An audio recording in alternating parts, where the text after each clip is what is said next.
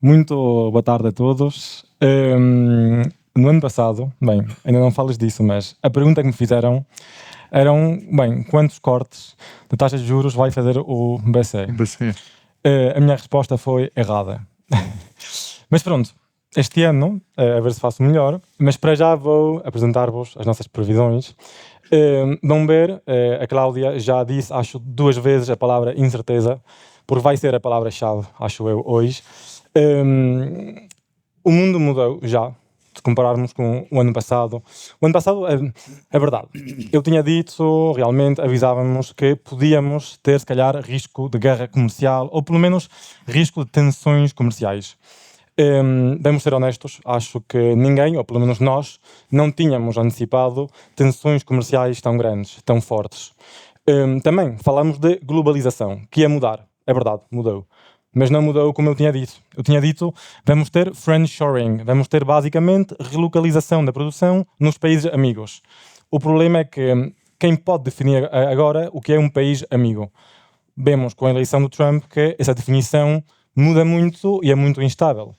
Então pronto, o mundo muda muito, vão ver que temos muita incerteza, mas mesmo muita, a um nível histórico, basicamente, com a incerteza com a política comercial americana, mas também a nível mundial, porque não sabemos como os outros vão reagir exatamente, como vão retaliar à política americana. Mas temos algumas convicções e vou partilhar convosco hoje estas convicções que temos. A primeira é que Estados Unidos, a economia americana, nesse mandato do Trump, vai ser mais proteccionista do que nos últimos 100 anos. O que podem ver aqui, à direita, basicamente, é, bem, a tarifa de hoje, basicamente. E digo bem hoje, porque amanhã isso vai mudar. Porque basicamente amanhã as tarifas sobre o aço e o alumínio passam de 25% a 50%. Então a tarifa média dos Estados Unidos vai subir de 17% a 18%. Até nem que seja 17%, o que é o nível de hoje, basicamente estamos num nível de mais alto desde 1930. Então, claro, falemos de os Estados Unidos mais proteccionistas dos últimos 100 anos. E, uma vez mais, eu acho que temos de ter a noção de que os acordos vão ser muito difíceis de negociar. Porque, claro, basicamente Trump anuncia tarifas, depois isenções, depois suspensões, mas temos que dizer que as isenções, basicamente, são de muitos produtos ou setores que, afinal, estão sob investigação.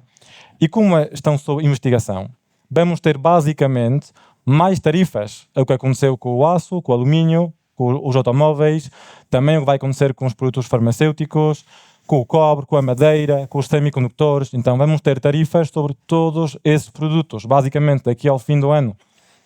E os países, então temos suspensão de 3 meses. Com a União Europeia, com os outros, daqui basicamente ao 9 de julho. Também temos 3 meses de trégua com a China. Mas já vimos que quando as negociações não avançam, temos afinal ameaças, não é? De 50% sobre a União Europeia, também sobre a China, podemos ter mais agora. Porque a China não está a fazer o que os Estados Unidos pensavam.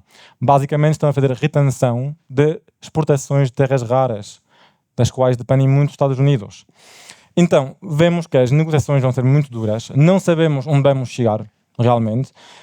Não acho que os Estados Unidos vão conseguir acordos com todos os países. Vamos ter esse debate, acho eu, como já tivemos na preparação dessa conferência. E realmente temos de estar preparados para que haja mais tarifas até depois dessa trégua, que os mercados ficaram muito contentes com a trégua, mas eu acho que temos de ter a noção que das poucas convicções que Trump tem teve nos últimos 30 anos, é que as tarifas são a solução. Para ele, as tarifas são a solução porque dão mais receitas públicas, basicamente fiscais, e também fazem que as empresas vão produzir mais nos Estados Unidos. Os economistas não estão realmente de acordo com isso, mas não importa. É a convicção dele, então pensamos que, afinal, sim, vamos ter mais tarifas e nem todos os países vão conseguir acordos. Por isso, na nossa análise, temos que identificar, basicamente, que se realmente, depois da suspensão de 90 dias, as tarifas americanas voltam ao que ele anunciou no dia da libertação, temos que identificar que países estão mais expostos. Basicamente, os países quando estão mais à direita, significa que são os países que as exportações para os Estados Unidos têm uma muito forte importância no PIB. E bem que os países mais impactados, se realmente sofrem essas tarifas, são países da Ásia do Sudeste, basicamente, Vietnã, também temos Camboja, Malásia, Tailândia, porque, claro, são países que foram a solução, ultimamente. Porque como os Estados Unidos já imporam tarifas sobre a China, muitos países começaram a exportar para os Estados Unidos, porque as empresas passavam por esses países de conexão. Então, esses países sim, são muito expostos. Também Canadá, México, estamos a falar de 20, 30% do PIB, basicamente. Então, esses países, muito expostos. Também países da América Central. Os países europeus, na realidade, nem tanto. Ainda assim, temos Irlanda, porque dependem muito das exportações farmacêuticas para os Estados Unidos. Também temos Eslováquia, Hungria, por, claro, pela indústria automóvel. E depois, bem, outros países, mas um pouco menos. Ainda assim, temos que ter a noção que isso é só sobre o PIB. Em todos os países, basicamente, alguns produtos dependem muito do mercado americano. Por isso, vai ser muito importante, e realmente essa é a aposta do Trump, é que os países vão negociar, vão querer negociar para tirar uma vantagem disso. Porquê? Porque o país, por exemplo, os produtores eletrónicos índios celebraram, festejaram quando houve o Dia da Libertação. Porquê? O país sofreu 25 ou 26% de tarifas. Porque a concorrência deles são Vietnã e China. E eles sofreram 50% e 46%. Então, para eles, é uma vantagem competitiva. Então, os países que vão conseguir um acordo comercial com os Estados Unidos vão, afinal, eles ter essa vantagem para poder exportar pelo mercado americano. Mas pronto, uma vez mais, acho que vai ser muito difícil para alguns países aceitar as exigências do Trump. Ele exige, por exemplo, que se desvinculem da China, o que é muito difícil. O Luís Tomé vai falar disso, muito provavelmente. Depois temos também, por exemplo, ter acesso ao mercado agrícola, por exemplo. Muito difícil também, porque cada político tem que pensar nas suas próximas eleições e no que vão achar, no que vão pensar os seus votantes. E sabemos, por exemplo, que os agricultores são votantes muito importantes em muitos países. E pronto, depois as tarifas acho que é o menos importante para o Trump, porque já quando os países disseram nós vamos baixar as tarifas ao 0%, ele quase nunca aceita, porque ele exige muito mais e por isso aí já chegamos a ponto em que vai ser difícil conseguir um acordo. Se calhar vão conseguir acordos fáceis, como com o Reino Unido, que afinal é um acordozinho que realmente nem se pode chamar acordo, ainda não é legal, e também só baixaram algumas tarifas para 100 mil carros, basicamente, e um pouco de metais, nem sabemos ainda, por exemplo, se vai funcionar isso. Mas pronto, se calhar ele vai poder anunciar, é o mais importante. Mas ainda assim, eu acho que vai ser difícil conseguir acordos com muitos países. E com a China ainda mais, mas pronto, também porque já entramos depois em temas geopolíticos. A segunda convicção que temos é que as empresas não vão voltar para os Estados Unidos, não vão relocalizar massivamente nos Estados Unidos, porque essa política do Trump, com decisões erráticas, basicamente de suspensões muito instáveis, não vão favorecer uma inversão, um investimento de 5, 10, 15 anos numa fábrica. Para já, o que fazem as empresas, e é o que já fizeram em 2018, por exemplo, quando ele começou a sua política, é desviar o comércio mundial, basicamente. É passar por outros países, é perceber onde eu posso investir, onde eu posso produzir, onde eu posso me fornecer para conseguir, basicamente, evitar as tarifas. Então, estamos, provavelmente, aqui num processo de reconfiguração do comércio mundial, de desvio do comércio mundial e de maior concorrência asiática e da China. Porquê? Porque esses países, basicamente, os que não vão poder exportar para os Estados Unidos, porque vão sofrer tarifas aí, vão procurar outros mercados. Estamos a falar de países que, basicamente, a sua atividade, o seu modelo de crescimento é baseado nas exportações. Que falamos de Vietnã, de Indonésia, também de Filipinas, China, obviamente. E claro, eles disseram, não, China já disse à União Europeia, não se preocupem, nós só vamos apoiar o nosso consumo doméstico. Não há nenhum problema, não vamos exportar mais, mas sabemos que não é isso, porque nos últimos anos eles já tentaram isso e não funcionou. Então, eles dependem muito das exportações. Por isso, umas mais, se eles, afinal, sofrem tarifas muito altas e não têm acesso ao mercado americano, ou muito menos, vão ter que conseguir outros mercados. E foi o que já fizeram nos últimos anos, como podem ver, basicamente. É verdade, já baixaram as exportações, já temos um desvinculamento entre China e Estados Unidos, parcial, é verdade. Mas basicamente o que estão a fazer é exportar então para América Latina, África, Médio Oriente, Europa ainda um pouco, mas pronto, vão conseguir eles exportar para o resto do mundo, por isso maior concorrência, acho eu, nos mercados de exportação, mas também nos mercados domésticos, por parte dos países que não vão poder exportar aos Estados Unidos. Por isso, desvio do comércio mundial. E o primeiro impacto, que já não é uma convicção, que é um impacto, é sobre a economia americana. Já temos basicamente perda de confiança das empresas americanas, como podem ver nos inquéritos, já ninguém sabe onde ele vai, realmente. E depois temos um impacto sobre os investidores estrangeiros, porque ali temos e tínhamos nos últimos anos sempre uma correlação entre o rendimento das obrigações a 10 anos, mais ou menos, que quando subia é porque tínhamos uma solidez da economia americana. Mas claro, como era sólida, a economia americana atraía os capitais. Tínhamos a apreciação do dólar, é o que podem ver. Agora, o que estamos a ver é o contrário. Agora estamos a ver, basicamente estão a subir os rendimentos, mas está a depreciar-se o dólar. Porquê? Porque afinal, agora o que estamos a ver é que os rendimentos estão a subir por perda de confiança, não porque temos uma economia sólida, porque não, a economia americana já entrou em números negativos no primeiro trimestre. Então, estamos aqui com perda de confiança, as pessoas já não, ou pelo menos têm dúvidas sobre a integridade das instituições americanas e também sobre a economia americana. Por isso, vendem dólares e, ao mesmo tempo, não querem realmente investir tanto na dívida americana. Por isso, temos esse impacto já na economia americana. Vão ver, basicamente, que baixamos as nossas previsões para a economia americana em 2025 e, obviamente, em 2026. O segundo efeito que já estamos a ver é sobre as matérias-primas. Estamos a ver, para já, preço do petróleo que está a baixar e muito. Estamos agora em $60. Porquê? Porque basicamente temos, primeira parte, que é uma produção maior. Está a subir a produção porque países que fora da OPEP, que é o cartel basicamente de produtores do Golfo e também alguns países africanos e da Rússia, países fora disso, Estados Unidos, Brasil, Canadá, estão a produzir mais. Mais produção, baixam os preços. E agora, os países da OPEP, como a Arábia Saudita, já estão a subir também a produção. Eles tinham basicamente cortado a produção. Porquê? Para fazer subir os preços. Não funcionou tanto. Porquê? Porque alguns países da OPEP não estavam realmente a respeitar as regras. Cazaquistão, Iraque, basicamente estavam a produzir mais do que a sua cota. Então, afinal, os outros faziam esforços, reduziam a produção e eles continuavam a produzir e não baixava a produção. Então, claro, não subiam os preços. A Arábia Saudita basicamente está farta disso, já disse, ok, nós vamos produzir, eu não vou perder mais cotas de mercado, vou subir a produção e vamos ver quem aguenta agora quando baixam os preços.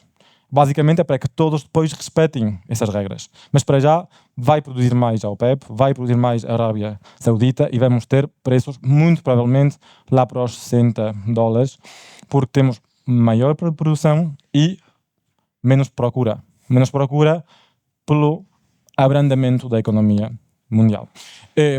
Já no ano passado falamos do preço do gás na Europa, que está muito mais alto do que nos Estados Unidos. É um problema que vai seguir basicamente nos próximos meses e nos próximos anos e obviamente é uma das explicações para as dificuldades da indústria europeia. A indústria europeia, como podem ver, desde o ano passado, não se recuperou, basicamente. Que seja a produção na Alemanha, na Itália, bem, em Portugal tampouco. Acho que, claro, os problemas são estruturais, basicamente, e também porque há pouca procura ao nível europeu e também a nível mundial pela produção industrial. Por isso, a guerra comercial chega num momento muito difícil para a indústria europeia. Sobretudo, como eu disse, é verdade, ao nível macroeconómico os países europeus não são tão dependentes dos Estados Unidos, mas é que para algumas indústrias, automóvel, farmacêutica, máquinas, também metais para alguns países, como por exemplo a Alemanha ou Itália, pode ser muito complicado. Então, é verdade, é o pior momento. Mas também podemos dizer que se calhar há dois fatores mais positivos que podem apoiar um pouco a atividade no ano que vem. Primeiro, o custo de financiamento, que vai continuar a baixar nos próximos meses.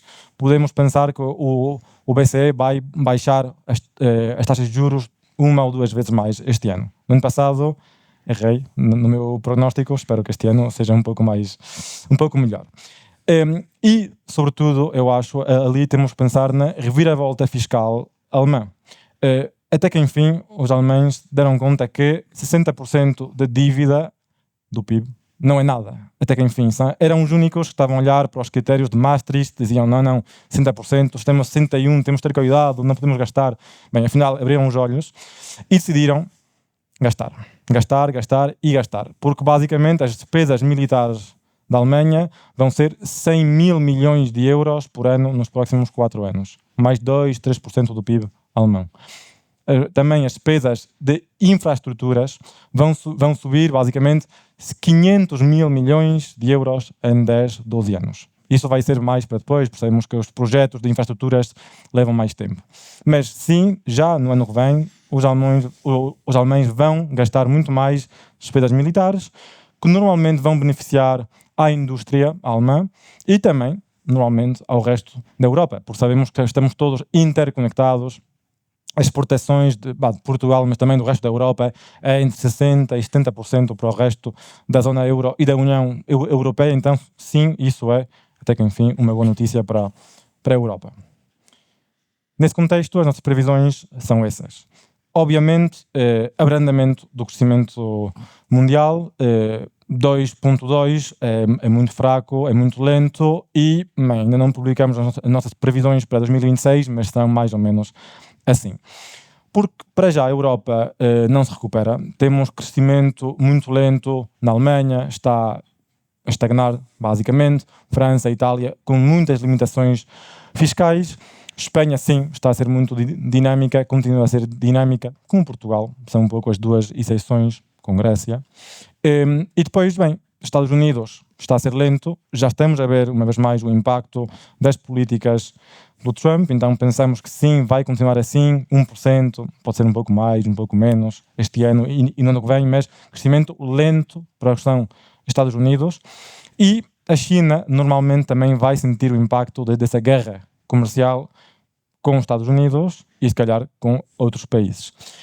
Porque eles, mas mais, eles estão a tentar basicamente apoiar a atividade, apoiar o consumo doméstico, mas para já os chineses não têm confiança, já há muitos anos, precisam de uma reforma estrutural, basicamente, de tudo o que é a cobertura social, que não existe, basicamente. Então as pessoas só estão a poupar, sempre. A taxa de poupança é de 35%, 40%. Em Portugal estamos lá para os 10%, ou até vai abaixo dos 10%. Temos que ter a noção que ali vai ser muito difícil mudar o pensamento das pessoas, então por isso vão tentar exportar noutros mercados, mas podemos antecipar claramente um abrandamento da economia. Ainda bem, sabemos que sempre atingem o objetivo oficialmente. O ano passado era 5%, chegaram a 5%, mas ninguém realmente acredita nesses números. E para acabar esta apresentação, as perspectivas de insolvências, que se calhar é muito importante, como sabem, para nós, para a COFACE, seguem muito altas. Sempre aqui comparamos basicamente cada mês com o mesmo mês em 2019, porque era o último ano normal, basicamente, antes da Covid. E o que estamos a ver é que estamos em todos os países, ou quase, há uma exceção, acima de 2019. Basicamente, temos mais insolvências de empresas em todos os países do que antes do Covid. Porquê? Porque, pronto, estamos a ver pouca procura na Europa, custos das matérias-primas ainda altas, também custos dos salários também altos, custos de financiamento ainda altos, e por isso, para já estamos a ver em muitas economias as empresas a sofrerem. Agora, é verdade, temos uma exceção, para já, que é Portugal. Portugal, isso também se pode explicar, basicamente, pela economia. A economia está a ser dinâmica. Em Espanha também é um pouco diferente, mas também estamos a sofrer um pouco menos ali. As insolvências estão a crescer menos do que no resto. E se falarmos das perspectivas, acho que ali tínhamos um fator que ia ser muito positivo, que era basicamente, como eu disse, o BCE está a cortar as taxas, está a baixar as taxas de juros, vai continuar, uma vez ou duas, porque há pouca inflação na Europa e pouco dinamismo da atividade, então podemos pensar que vão apoiar a economia, mas, e aí estamos com um mas muito importante, temos a guerra comercial, uma vez mais vai depender de se conseguirmos um acordo nós com a Europa, com os Estados Unidos ou não, mas ainda assim podemos antecipar tensões comerciais que vão ter um impacto sobre muitas empresas europeias, também porque temos toda a cadeia de produção, basicamente, que depende, e porque também, claro, temos um risco que não é menor, risco geopolítico, que também acho que, uma vez mais, muita incerteza que vem para o ano que vem, por isso podemos antecipar, se calhar insolvências vão ficar a este nível. Não pensamos, a não ser que tenhamos uma recessão, que vão continuar a subir e muito rápido as insolvências, mas sim, provavelmente, um contexto com risco, com insolvências, como no ano passado, ainda, com muita incerteza, e pronto. É o que vai dizer o Luís Tomé agora, porque hoje vai falar de risco geopolítico e acho que há muito. Muito obrigado a todos. Muito obrigado.